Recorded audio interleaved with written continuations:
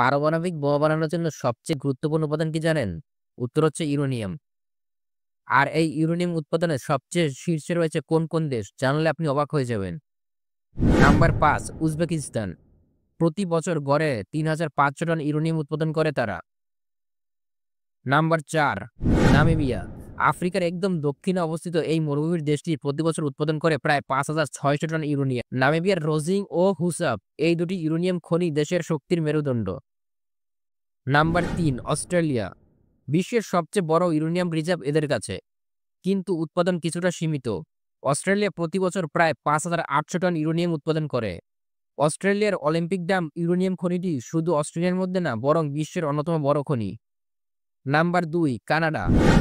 Canada প্রতি বছর প্রায় ৭,০০০ টন ইউরেনিয়াম উৎপাদন করে।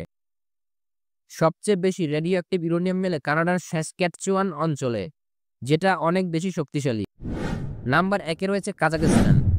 বিশ্বের মোট ইউরেনিয়াম উৎপাদনের প্রায় ৪০% একাই দেয় তারা।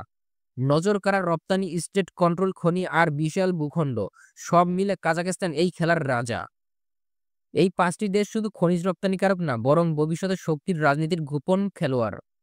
আপনি কি তথ্যগুলো জানতেন? যদি জেনে থাকেন তাহলে কমেন্টে ইয়েস লিখুন, আর না জেনে থাকলে নো লিখুন। এরকম নতুন নতুন তথ্যবহুল শিক্ষণীয় ভিডিও পেতে আমাদের সাথেই থাকুন। ধন্যবাদ।